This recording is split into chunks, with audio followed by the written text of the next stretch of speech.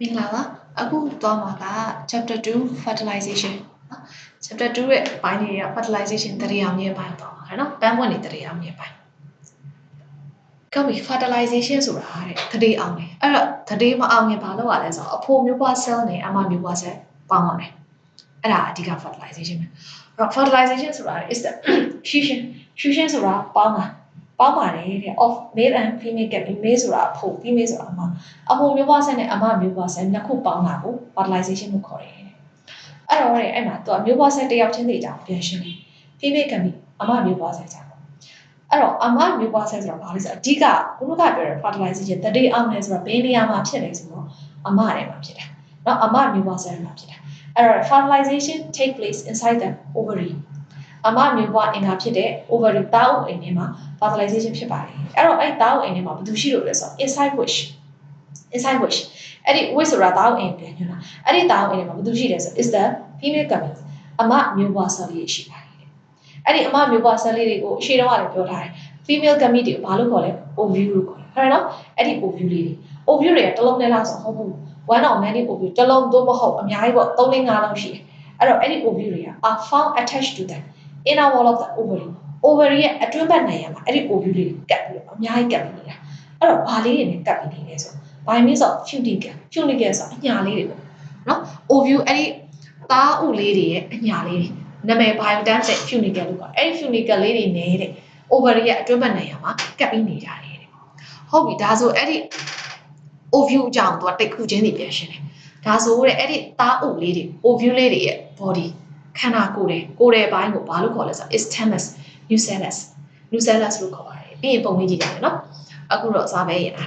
အဲ့တော့အဲ့ဒီ ovule သားဥလေးတွေရဲ့ကိုယ်တဲ့ဘိုင်းကို nucellus လို့ခေါ်ပြီးတော့တဲ့အဲ့ဒီကိုယ်တဲ့လေးတို့ဘေးတောင်မှာအုပ်ထားတဲ့အခွန်လေးတွေတနည်းပြောရင်အဲ့ဒီ nucellus အင်ကြီးဝတ်ထားအင်ကြီးဘယ်နှထပ်ဝတ်ထားလဲနှစ်ထပ်ဝတ်ထား one of two layer တစ်ထပ်သို့မဟုတ်နှစ်ထပ်ဝတ်ထားတယ်တဲ့ or integument cover အပြင်မှာသူ့ကိုအစိခွန်တစ်ထပ်သို့မဟုတ်နှစ်ထပ်ကအုပ်ထားပါတယ်တဲ့ဟုတ်ပြီအဲ့တော့တဲ့အဲ့ဒီ nucellus တွေကိုဝင်ပေါက်ရှိတယ်အဲ့ဒီဝင်ပေါက်ကအပေါက်လေးတစ်ပေါက်ရှိတယ် left and cover အဲ့ဒီပေါက်နေရာမှာကျတော့ဘယ်သူမှမကာထားတနည်းပြောရင်ခုနကပြောတာအပေါ်မှာထပ်ဝတ်ထားပါလဲဆို integument အင်ကြီးလေးအပြင်ကကာထားတဲ့အခွန်လေးလည်းအဲ့ဒီအပေါက်နေရာမှာမရှိဘူးဆိုတော့အဲ့ပေါက်လေးဟာနော် left and cover ဟာနေတဲ့နေရာလေးတဲ့ဘာမှမကာထားတဲ့အပေါက်လေးဘယ်နေရာမှာရှိလဲ at the tip of the ovule ရဲ့ထိပ်မှာရှိအဲ့ဒီပေါက်လေးဘာလို့ခေါ်လဲဆို microbile လို့ခေါ်တယ် microbile ဆိုတာဘာလဲဆိုတော့အဲ့ဒီ ovule တွေဝင်ပေါက်ပေါ့ဟဲ့နော်အပေါက်ဝါလေးအဲ့တော့ပုံလေးနဲ့တစ်ချက်ကြည့်အောင်ဒီမှာပေါ့ဒါလေးက female reproductive organ ကာပယ်လေးအဲ့ဒီကာပယ်လေးရဲ့အောက်ဆုံးမှာဒီမှာ ovary လေးရှိတယ်ဟုတ်တယ်နော်အဲ့ဒီ ovary ထဲမှာဒါကတော့တစ်လုံးနဲ့ချဲ့ပြတာဒီ ovary ရဲ့နေရာမှာ ovule တွေဒီနေရာမှာ ovule တွေတစ်လုံးပြီးတစ်လုံးကတ်တာအများကြီးပဲဘာနဲ့ကတ်လဲဆိုတော့ funicle ဆိုတဲ့ညာညာလေးနဲ့ကတ်အခုအဲ့တက်လေးတွေအများကြီးတွေကတစ်လုံးနဲ့ပုံကြီးချိန်ပြတာအဲ့နော်တစ်လုံးနဲ့ပဲဆွဲပြတာအဲ့ဒါလေးကို ovule လို့ခေါ်တယ်ဟုတ်ပြီအဲ့ဒီ ovule ရဲ့အသားကို ovule ရဲ့ခန္ဓာကိုယ်ထဲပိုင်းဒီကိုယ်ထဲပိုင်းကိုဒီလိမ္မော်ရအောင်လုံးလေးကို nucellus လို့ခေါ်တယ်အဲ့နော်အလုံးလေးတစ်လုံးလုံး nucellus ဆိုအဲ့ဒီ nucellus ရဲ့အပြင်မှာသူ့မှာအခွန်လေးနှစ်ထပ်ရှိတယ်ဒီမှာလေးဘက်တက်ထား integument နော် integument လေးနှစ်ထပ်ဒီမှာတစ်ထပ်ဒီမှာ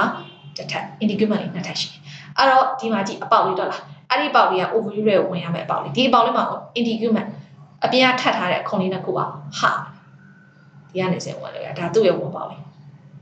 microbile ဟုတ်ပြီနော်ဒီကမှာ microbile လာအဲ့ဒါကဒီလေးပေါ်ရအောင်လုံးလေးကိုပဲထပ်ပြီးတော့ခြေပြတာဟုတ်ပြီနော်ဟုတ်ပြီဒါစာရင်ပြောမယ်ဟုတ်ပြီဒါဆိုရင်အဲ့ဒီ nucellus ovule ရဲ့ခန္ဓာကိုယ်ရဲ့ဘိုင်းလေးထဲမှာ embedded ဆိုတာနစ်မြုပ်နေတာတဲ့ဘာလဲဆို is a large oval shape embryo cell embryo cell ဆိုတာသားလောင်းလေးအတွက်အိတ်ကလေး embryo cell သားလောင်းရဲ့အိတ်ကလေးပုံစံလေးကဘယ်လိုလေးလဲဆို oval shape နော် large oval shape embryo cell လေးတစ်ခုရှိပါတယ်အဲ့ nucellus ရဲ့ခန္ဓာကိုယ်ထဲမှာနစ်မြုပ်နေတဲ့ embryo cell လေးရှိတယ်အဲ့ဒီ embryo cell ထဲမှာခုနကပြထားတဲ့လိမ္မော်ရအောင်လုံးလေးပဲပေါ့ဟုတ်နော်အဲ့တော့သူက nucellus ရဲ့ embryo cell လို့သာခွဲပြောတာတကယ်တမ်းနှစ်ခုကတစ်ထပ်တည်းပဲ nucellus ဒီမှာ nucellus အလုံးရှိမယ်အဲ့ဒီ nucellus အလုံးထဲမှာ embryo cell လေးရှိမယ်ဒါ ဒါပေမဲ့ embryo set ကကြီးလုံးတော့ nucleus ကြီးတစ်ခုလုံးသူကနေရာယူလိုက်တာဟုတ်တယ်နော်အဲ့တော့တစ်ခုလုံးယူအုပ်သွားတာပဲအဲ့တော့အဲ့ဒီ embryo set ကဘာပါလဲဆိုတော့ containing 8 nucleus ဘယ်နှလုံးပါလဲဆိုတော့ nucleus 8လုံးပါပါတယ်တဲ့အဲ့တော့စုစုပေါင်း nucleus က8လုံးပါတယ်ဟုတ်ပြီအဲ့ nucleus 8လုံးထဲမှာတဲ့3 of these 3လုံးကပြီးခုနပုံမှာပြန်ကြည့်တာအဲ့ nucleus 8လုံးထဲမှာ3လုံးကဘာမှရှိတယ် at the microphylla ခုနကပြောတဲ့ဝင်ပေါက်ဝါလေးအပေါက်ဝါလေးနာမှာရှိတယ်ဟုတ်နော်အဲ့အပေါက်ဝါလေးနာမှာရှိပြီးအဲ့3လုံးနဲ့ biggest အကြီးဆုံးတစ်ယောက်ကိုကြာဘာလို့ခေါ်လဲဆိုတော့ exa ဥလေအဲ့ဒီပြော female gamete အမမျိုးဥပြီပေါ့နော်အဲ့တော့3ယောက်ရှိတယ်စုစုပေါင်း nucleus က8လုံး8လုံးထဲက3ယောက်က microphylla အပေါက်ဝါနာမှာရှိမယ်အဲ့3ယောက်ထဲကအကြီးဆုံးကို exa တနည်းအမမျိုးလေးလို့ခေါ်တယ်ဟုတ်ပြီပြီးရင်ကျန်တဲ့နေရာ the other two ဒါဆိုအလေကအကြီးဆုံးတစ်ယောက်က excel ဆိုကျန်တဲ့တစ်ယောက်ကဘာလဲ synergist ဆိုတာတနည်းပြောရလို့ရှိရင်ကိုရန်တော်တွေပေါ့ excel ဒီအမမျိုးဦးလေးမြင်းသမီးရဲ့ဘေးနာအချံရံလေးညကိုရန်တော်ညဒါ synergist နေရဟုတ်ပြီပြီးသွားရင်ရှစ်လုံးရှိရနော်ရှစ်လုံးနဲ့ဒါ3ယောက်ကြောင်ပြောတာပြီးရင် at the opposite end ဟိုဘက်တစ်ချမ်းမှာအဲ့တော့ဒီဘက်ထိပ်မှာ microphylla အမှာ3ယောက်ဆိုရင်ဟိုဘက်ထိပ်မှာကျတော့ဗာလဲဆို R3 nucleus ဟိုဘက်ထိပ်မှာ3ယောက်အဲ့3ယောက်ကကြာပါ antipodal cells လို့ခေါ်တယ် podal ဆိုတာဝင်ရိုးစုံလို့ပြောတာဟုတ်နော် antipodal ဆိုတာဆန့်ကျင်ဘက် anti ဆိုတာဆန့်ကျင်ဘက်လို့ပြောတာအဲ့တော့ဟိုဘက်ဝင်ရိုးစုံက cells တွေလို့ခေါ်တယ်ဟုတ်ပြီအဲ့တော့ဒီမှာ6ယောက်ပြပါတယ်ဒါဆိုကျန်တဲ့2ယောက်ကဘာမှလဲဆို at the center အလဲမှာနေတယ် at the center of the embryo set အလဲက2ယောက်ကကြာဘာလို့ခေါ်လဲ R2 polar nuclei ဟုတ်နော်polar nuclei တွေပေါ့ polar ဆိုတာဘာလဲဆိုတော့အလဲတဲ့မှာနေလို့ polar လို့ခေါ်တယ်ဟုတ်ပြီပုံထဲမှာကြည့်ရစုစုပေါင်း nucleus 8လုံးအသေးလေးတွေမှာအရင်ကြည့်မယ်ဒီမှာ1 2 3 4 5 6 8လုံးဟုတ်ပြီအဲ့8လုံးမှာမကြည့်ဒါ microphylla မှာ3ယောက်ရှိတယ်အဲ့3ယောက်ထဲအကြီးဆုံးအလဲမှာနေတဲ့အကြီးဆုံးတစ်ယောက်ကို axon လို့ခေါ်တယ်ဒါမမျိုးပေါ့ပြီးရင်ဘေးဘက်ကအချံရံတစ်ယောက်က synergistပြီးရင်သူ့ရဲ့ microphylla အဲ့ရဲ့တစ်ဘက်ထိပ်မဟုတ်ပဲဟိုဘက်ထိပ်မှာရှိတာဟာနောက်ထပ်3ယောက် antipodal cells တွေပြီးရင်အလဲမှာနေမှာအလဲတဲ့မှာနေတဲ့နေရာ polar nuclei ဟုတ်ပြီနော်ဒါအမမျိုးပါဆက်အကြောင်းပြောတာဟုတ်ပြီအမမျိုးပါဆက်အကြောင်းပြီးရင်အဖိုမျိုးပါဆက် male gamete အကြောင်းပြောတယ်အဲ့တော့အဖိုမျိုးပါဆက်ရအောင်ပုံမှန်ဖြစ်တယ်အဖိုမျိုးပါဆက်ရအဖိုရင်ကားထဲမှာဖြစ်တာပေါ့ androecium တနည်းပြောလို့ရှိရင် stamen အဲ့တော့ stamen ထဲမှာဖြစ်တယ်ဟုတ်ပြီ stamen ထဲမှာတော့မှ stamen ထဲကဝတ်ပုံအိတ်ထဲကဝတ်ပုံတွေမှာဖြစ်တယ်the formation of male gamete အဖိုမျိုးပါဆက်တွေက take place inside the pollen ဝတ်ပုံလေးတွေထဲမှာဖြစ်ပါတယ်တဲ့ဝတ်ပုံဆိုတာဘာလဲဆိုတော့ a more or less rounded structure ခောက်ဝိုင်းလေးအနည်းနဲ့အများဝိုင်းနေပေါ့တနည်းပြောခောက်ဝိုင်းပုံစံရှိရဲ့ဝတ်ပုံလေးတွေမှာဖြစ်ပါတယ်အဲ့တော့ဝတ်ပုံလေးကိုကြောင်းပြောဝတ်ပုံဆိုတာဘယ်လိုပစ္စည်းလဲဆို it is uninucleated nucleus တစ်လုံးနဲ့ပါတယ်ဝတ်ပုံလေး and ပြီးရင်သူ့မှာ possessor of ပိုင်ဆိုင်တာဘာပိုင်ဆိုင်လဲဘာရှိလဲဆို2 layer ကိုနှစ်ရံနှစ်ထပ်ရှိတယ်ဟုတ်နော်အဲ့တော့ဝတ်ပုံဆိုတာဝိုင်းအဲ့ဒီဝတ်ပုံမှာနှစ်ရံနှစ်ထပ်ရှိတယ်အတွင်းဘက်နှစ်ရံနဲ့အပြင်ဘက်နှစ်ရံနဲ့နှစ်ထပ်ရှိတယ်အဲ့တော့အတွင်းဘက်နှစ်ရံinner wall အတွင်းဘက်နှစ်ရံအင်ဂျင်မှတ်ထားတယ်ဟုတ်နော် inner wall ကိုဘာလို့ခေါ်လဲဆို intine လို့ခေါ်တယ်အခုဆွဲလိုက်တဲ့အလုံးလေးပါအဲ့ဒီ inner wall အတွင်းဘက်နှစ်ရံလေးဘာဖြစ်လဲဆို soft and thin soft ပျော့လေးပြီးရင် thin ပါလေးဟုတ်ပြီနောက်တစ်ချက်အပြင်ဘက်နှစ်ရံကဒီလိုဝိုင်းလေးမဟုတ်ဘူးသူကခုဆွဲပြတယ်စူးကြုံလေးတဲ့ဟုတ်ပြီနော်အဲ့တော့ outer wall အပြင်ဘက်နာမည်ကကြတော့ဘာလဲဆိုတော့နောက်ထပ်နာမည်တစ်ခုက the outer wall of the exile အပြင်ဘက်နာမည်လေးကကြ tough ဆိုတာမာကြမ်းလေးခက်ကြမ်းလေးဖြစ်ပြီးတော့ and provided with spinous output သူ့မှာဘာလေးပါလဲဆိုစူးလေးတွေပါတယ်ဒီမှာပြထားတဲ့အတိုင်းစူးကြုံလေးတွေပါတယ်ဟုတ်ပြီနော်ဟုတ်ပြီပြီးတော့အဲ့ဒီအပြင်ဘက်နာမည်မှာ some weak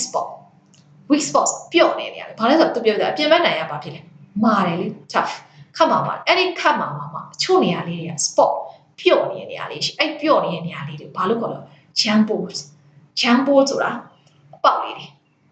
နော်မျိုးပွားအင်္ဂါအပေါက်လေးလို့ခေါ်တယ်အဲ့တော့ microscope နဲ့ကြည့်မှမြင်ရမှာပေါ့ပုံတွေထဲမှာလည်းထည့်ဆွဲလို့မရဘယ်လိုနေရာလဲဆိုတော့ဒီလိုနေရာလေးတွေပေါ့တချို့နေရာလေးတွေခက်ပျော့နေရာလေးတွေနော်အဲ့နေရာလေးတွေ jambos လို့ခေါ်တယ်အဲ့ဒီ jambos တွေ may be present in the exile အပြင်ဘက်နေရာမှာ jambos တွေရှိတယ် အဲ့တော့တနည်းပြောရင် male gamete ကိုသူကနှစ်ရင်နှစ်ထပ်နဲ့လောက်ထားတာနော် uninucleated သူ့အထဲမှာ nucleus လေးက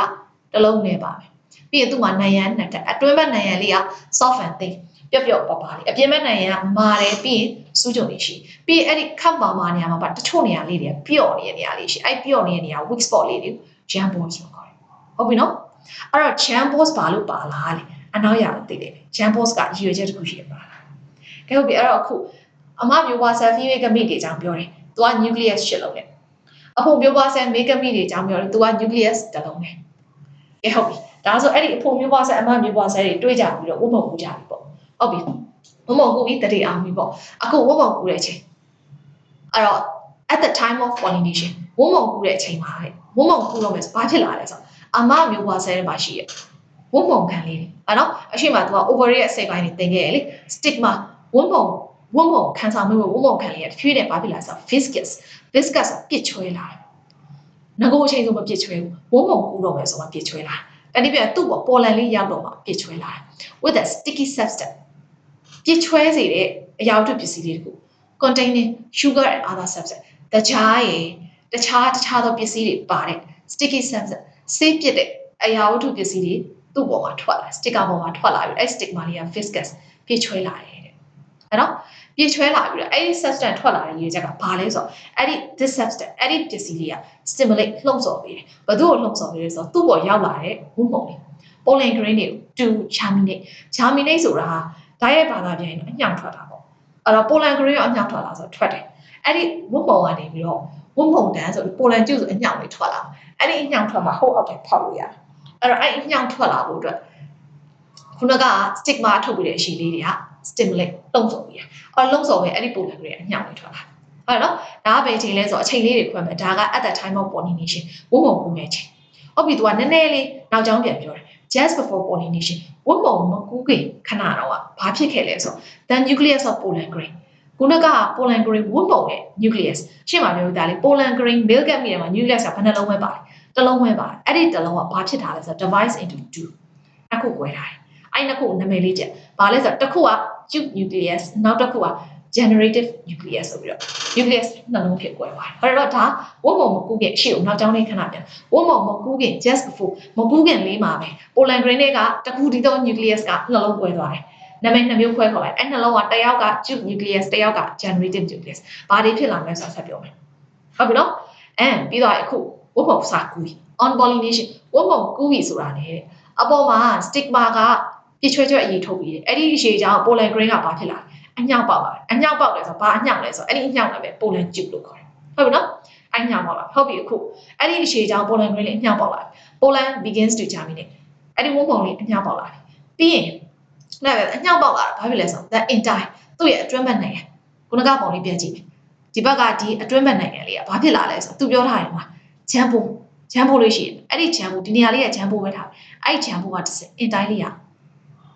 ထိုးထွက်လာတာဟုတ်ပြီနော်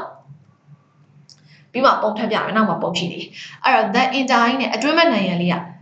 protrude ဆိုတိုးထွက်လာတာ through the jumbo of the exile ခုနကပြောတဲ့ exile မှာရှိပါဆို jumbo ကိုဖြတ်ပြီးတော့ entire အတွင်းဘက်နိုင်ငံလေးကထိုးထွက်လာတယ် and ပြီးတော့ elongate တဖြည်းဖြည်းရှည်နဲ့ form a pollen tube ပြုံလေး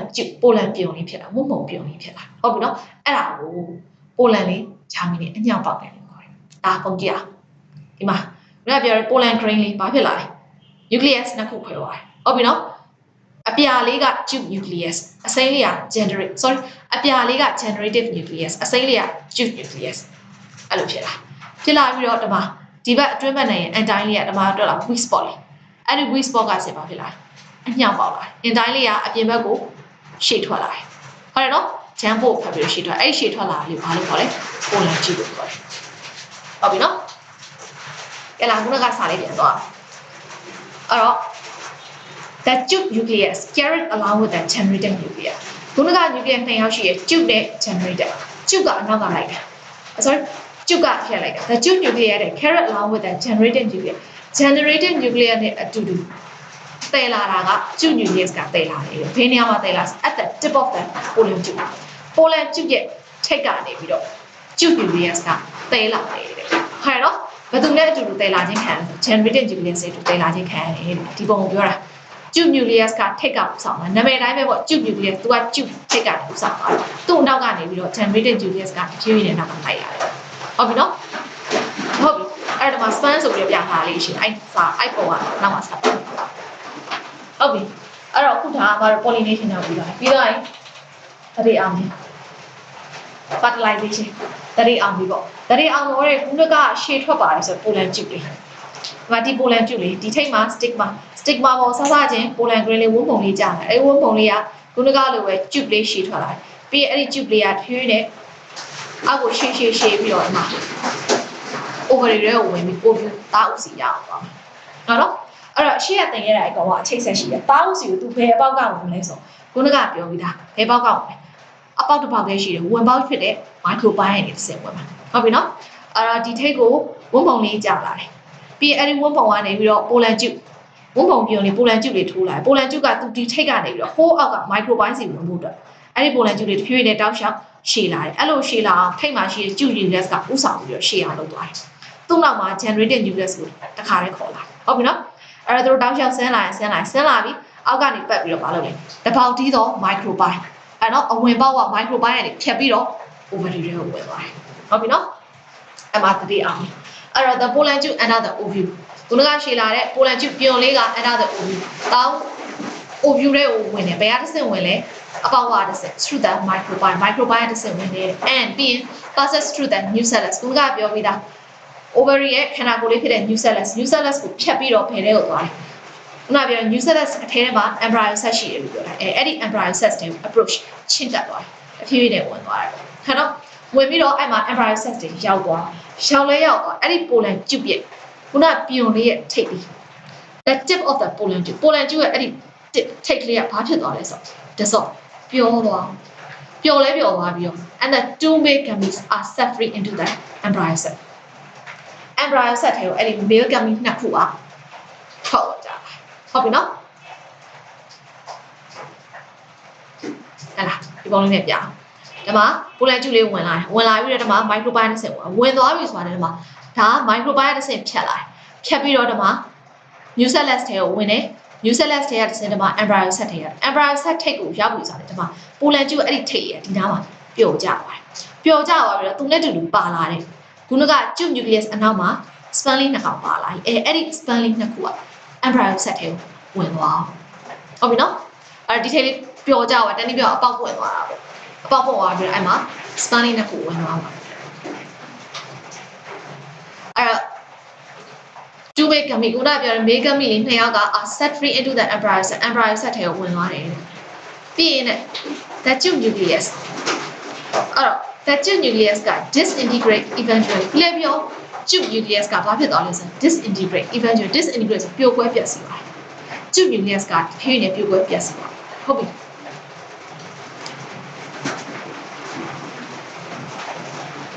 တော့စာရင်းနည်းနည်းလေးကြောချလာလို့လားအဲ့တော့ခုနကပြောတယ်ဒီအရှေ့ကအစိမ်းရောင်လေးက tube nucleus အပြာရောင်လေးက generative nucleus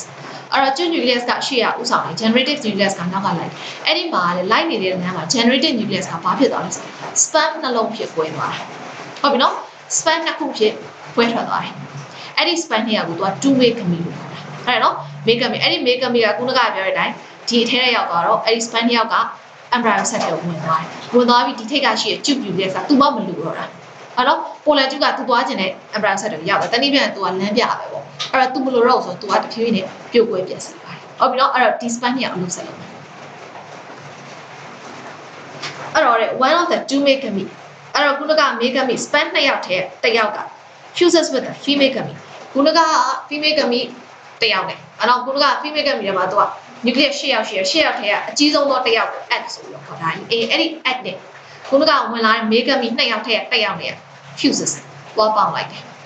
သွားပေါင်းပြီးအဲ့မှာဘာဖြစ်သွားလဲဆိုတော့တတိအောင်သွားတဲ့ fertilize egg or oospore တတိအောင်သွားတဲ့ရိုးရိုးဥမဟုတ်တော့ fertilize egg ဖြစ်သွားတယ်အဲ့တော့အဲ့ဒီ fertilize egg ကိုဘာလို့ခေါ်လဲဆိုတော့ oospore ဆိုပြီးတော့ခေါ်ရိုးရိုး egg မဟုတ်တော့ရိုးရိုး egg တော့က egg လို့ပဲခေါ်တယ်အခု fertilize egg ဖြစ်သွားတယ်အဲ့ဒါ oospore ဆိုတယ်ဟုတ်ပြီအဲ့တော့ oospore လေးဖြစ်သွားတယ် this process အဲ့ဒီ process ကိုဘာလို့ခေါ်လဲဆိုတော့ term as fertilization တတိအောင်ခြင်းလို့ခေါ်တယ်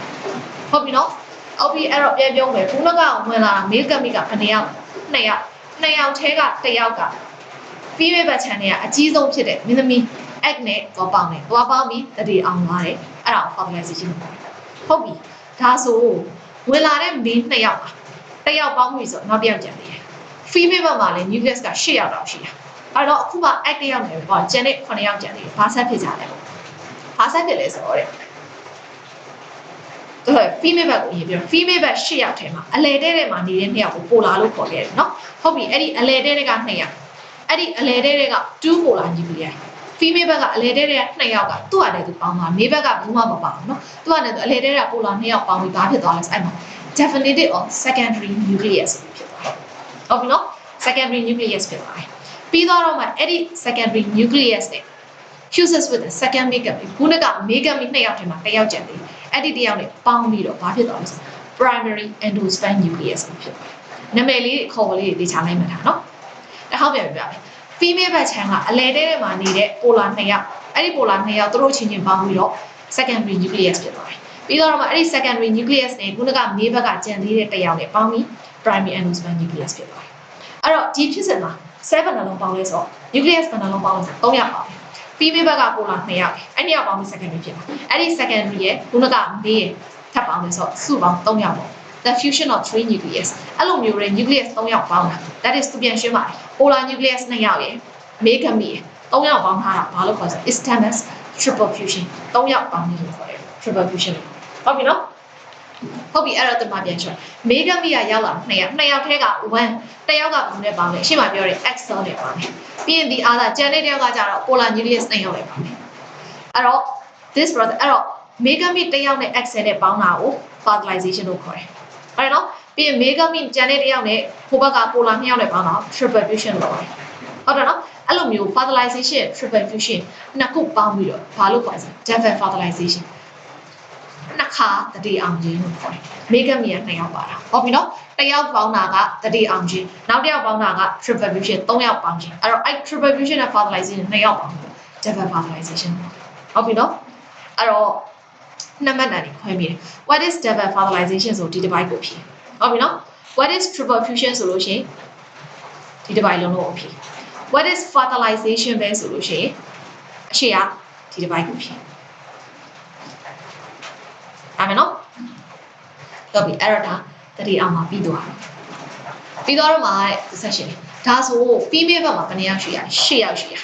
10ယောက်ထဲကအခုဘယ်နှယောက်အကြောင်းပြောသွားလဲဆို3ယောက်ပဲပြီးသေးတယ်ဟုတ်တယ်နော်အလဲထဲမှာရှိတဲ့ polar 2ယောက်ရယ် x 3ယောက်ပဲပြီးဒါဆိုကျန်တဲ့လူတွေကြောင့်ဆက်ပြောမယ် during the process of fertilization အဲ့တော့ hole ဘက်ချမ်းမှာသူတို့ချင်းချင်းပေါင်းပြီးတတိအောင်နေတော့မှာ the sign ချင်း x ရဲ့ဘေးဘက်မှာရှိတဲ့ကိုရံတော်2ယောက်လေအဲ့ဒီကိုရံတော်2ယောက်ကဘာလုပ်ပြရလဲဆို direct male gameteဝင်လာတဲ့ male gamete အဖို့မျိုးပွားဆက်တွေ towards the axis ရှိရရှိလမ်းညွှန်နေတာဟုတ်နော် embryo set တဲ့ရောက်လာတဲ့အချိန်မှာ male gamete 2ယောက်ကညက်စီလေဘယ်သွားမှမသိအဲ့တော့နေရာသိအောင် sign ချက်တွေက embryo set ထဲမှာသူကလမ်းပြပေးတာသူတို့ပေါင်းရင်လည်း axis ရဲ့ polar nucleus nuclei ရောက်သွားအောင် direct sign ချက်တွေကလမ်းညွှန်ပြီးလဲပြီးတော့လမ်းညွှန်ပြီးတော့သူတို့တွေတွေ့ပြီးတော့အချင်းချင်း fertilization ပေါင်းလိုက်ပေါင်းလို့တော့ they then destiny ကိုသူတို့တွေပြုတ်ပွဲပြစီဟုတ်ပြီဒါဆို sign ချက်2ယောက်တက်ပြီဒါဆိုဟိုဘက်ထိတ်မှာရှိတဲ့ကျန်တဲ့3ယောက် antibody 3ယောက် antibody 3ယောက်ကကြောင့်ဘာဖြစ်လဲဆို disappear before fertilization မဖြစ်ခင်ပျောက်သွားသူတို့လောက်ကဘာမှမရှိဘူးဟုတ်နော်သူတို့ antibody ဘက်မှာ3ယောက်နေရပဲရှိတယ် fertilization မဖြစ်ခင်ကလည်းသူတို့ကပျောက်သွားတယ်ဟုတ်ပြီအဲ့တော့ nucleus ဘက်က female ဘက်က10ယောက်ကြောင်းလည်းပြီးသွားပြီနော် nucleus 10လုံးကြောင်းလည်းပြီး male ဘက်ကလည်းပြီးသွားပြီဟုတ်ပြီအဲ့ဒီမှာတဲ့ fertilization ဖြစ်ဖို့အတွက်ဘာလို့လဲ male gamete လို့တယ် female gamete လို့တယ်ဒါပေမဲ့တဲ့နောက်ပိုင်းမှာ technology ထူးခြားလာတော့ဘာဖြစ်လာလဲဆိုအနောက်ကဟာလေးနည်းနည်းကြော်ပြောလို့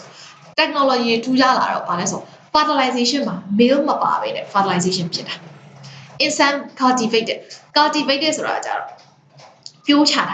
တာတနည်းပြလူတွေလောက်ထားတာလူတွေစိုက်ထားတဲ့အပင်ဘယ်လိုလဲဆို like banana papaya orange grape apple pineapple သူအပင်မျိုးစုံပြောပါခုနောက်ပိုင်းလူတွေစိုက်ထားတဲ့အပင်ငပြောသီးပင် banana papaya သမော်သီး orange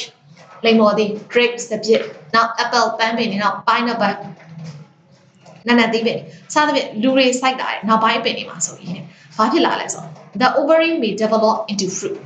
ovary ကနေပြီးတော့ဘာဖြစ်လာလဲဆို develop into fruit အသီးတန်းဖြစ်လာ without fertilization ဂျားထဲမှာခုနကလို step by step တရေပါတွေအောင်နေတော့နော်တရေမအောင်တော့ဆိုတာတနည်းဘာဆိုလဲဆိုတော့ male gamete တွေပါတွေမလိုတော့နော်ပုံမှန်ဆိုလို့ရှိရင် ovary ကအသီး ovary ဆိုတာနောက်ပိုင်းကျအသီးဖြစ်လာမှာနော်အသီးဖြစ်လာတော့ဘာလို့ ရလဲဆိုတော့အဖိုမျိုးဝါဆက်နဲ့အမမျိုးဝါဆက်နဲ့ပေါင်းပြီးတော့မှတရေအောင်ပြီးတော့အသီးလေးဖြစ်အဲ့လိုတစ်စင်တစ်စင်ဖြစ်ရတယ်အဲ့လိုတွေပါတော့မလုပ်တော့တရေပါတွေမအောင်တော့ပဲနဲ့ ovary ကနေအသီးတန်းဖြစ်တယ်နော်အဲ့လိုမျိုးတဲ့ fruit formation အသီးဖြစ်လာ in the absence of a male gamete အဖိုမျိုးဝါဆက် male မပါတော့ပဲနဲ့အသီးတန်းဖြစ်တာဘာလို့ခေါ်လဲဆိုတော့ခုနောက်ပိုင်း technology parthenography ဆိုဖိုမဲ့တယ်လို့ခေါ်တယ်အဖိုမဲ့တာအဖိုမပါဘဲနဲ့အသီးဖြစ်တာဟုတ်ပြီနော်အဲ့တော့တဲ့အဲ့လိုမျိုးလောက်ထားတဲ့အသီး adjective ပြောရင် parthenography ပဲအဲ့လိုမျိုးတဲ့ဖိုမဲ့နေရာအဖြစ်ထုတ်ထားတဲ့အသီးတွေအများသောအားဖြင့်ဘာဖြစ်လဲဆို mostly seedless အစိမပါတော့ပိုစားကောင်းပါတော့နော်အစိမပါတော့အောက်မှာပြထားဒီဘက်ချမ်းကရှူဒီဘက်ချမ်းက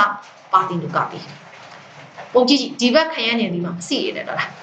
ဒီဘက်ခံနေဒီအစီမပါတော့အသားတွေကြီးပဲအဲ့မျိုး parthenography ဟုတ်ပြီနော်အဲ့တော့ horticulture ဆိုတာကြောင့်စိုက်ပျိုးပင်ပညာရှင်ကိုခေါ်တာအမလိုတွေပါဒီပါနဲ့ဆလုံးပေါင်းလာပြီးချမှန်းအောင် horticulture ဟုတ်နော်အဲ့တော့ခုနောက်ပိုင်းတဲ့စိုက်ပျိုးပင်ပညာရှင်တွေက produce parthenography fruit အဲ့လိုမျိုးတဲ့အစီမပါတဲ့ parthenography fruit ဖို့မဲ့အသီးတွေထုတ်လာကြပြီတဲ့ by various method of induction ဆိုတာညှို့တာတနည်းပြောညှို့တယ်ဆိုတာကိုလိုချင်တဲ့အသီးရအောင်လို့နောက်ဆုံး technology တွေ various method နည်းလမ်းမျိုးစုံသုံးပြီးတော့ထုတ်လာကြပါဟုတ်ပြီနော်အပါတင်ကဟုတ်ပြီဒါနည်းနည်းကြော်ပြတာအခုအရှိရဟာလေးနည်းနည်းပြန်သွားကြမယ်အခုတော့မှဘာလဲဆိုတော့ခုနကတရေအောင်ပြီးသွားပြီတရေအောင်ပြီးဘာဆက်ဖြစ်လဲ changes after fertilization တရေအောင်ပြီးရဲ့နောက်မှာဆက်ဖြစ်တယ်ဘာဆက်ဖြစ်လဲဆိုတော့ after fertilization တရေအောင်ပြီးရဲ့နောက်မှာတဲ့ the stigma နားပြောရဲ stigma အဖိုမျိုးပွားဆက်ပြီးရင် style stamen petals အားလုံးပုံမှာပြဘာလဲဆိုတော့ဒီထိတ်ကခုနကပိုလန်လေးကြလာတဲ့ဒီက stigma ဒီအောက်ကဒီရှည်တွေမျိုးပိုင်းဒီ style ဟဲ့နော်ပြီးလို့ရှိရင်အောက်ဒီပေါ်ကပွင့်ချက်တွေ petals တွေရောနောက်ဒီအောက်ကအစိမ်းရောင်တွေ sepals တွေအားလုံးတနည်း ovary မှလွှဲရ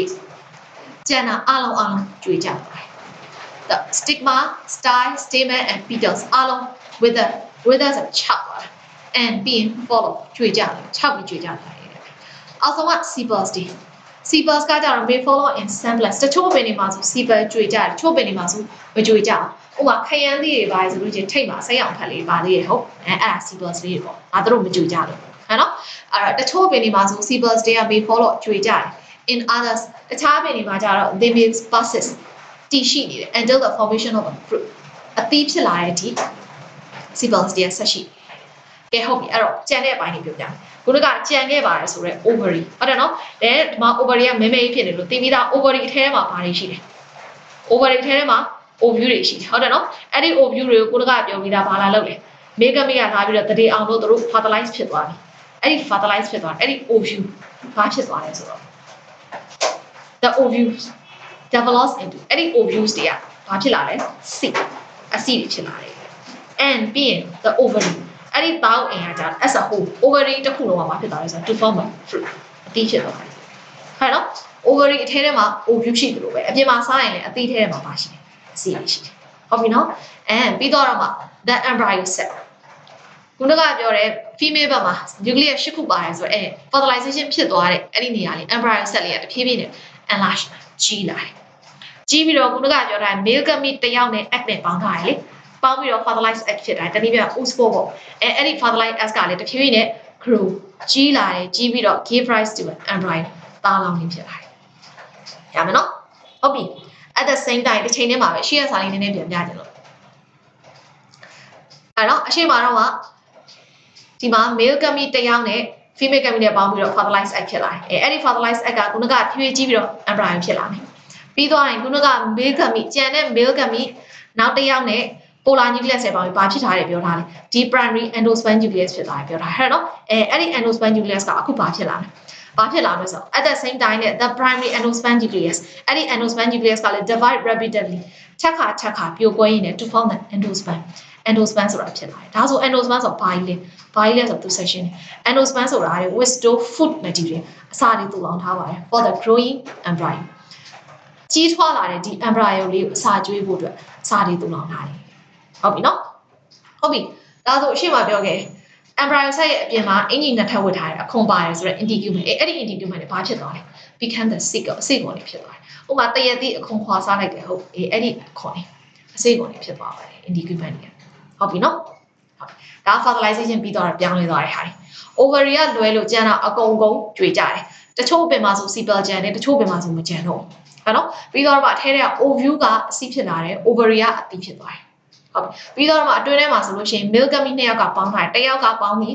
fertilize S ဖြစ်သွားတယ်အဲ့ဒီ fertilize S က embryo ဖြစ်တယ်ဟိုဘက်ကျန်တဲ့ male gamete နောက်တစ်ယောက်နဲ့ polar နဲ့ပေါင်းပြီးဖြစ်ထားတဲ့ primary endosperm nucleus က endosperm ဖြစ်တယ် endosperm ရဲ့အလုပ်ကအစာရည်တွေတူထောင်နေပြီးတော့ရင်အပြင်ဘက်ကအခွန်တွေက integument အစီကုန်တွေဖြစ်သွားတယ်နားမနော်အဲ့တော့ fertilization တရားအောင်ညွှန်ပါနော်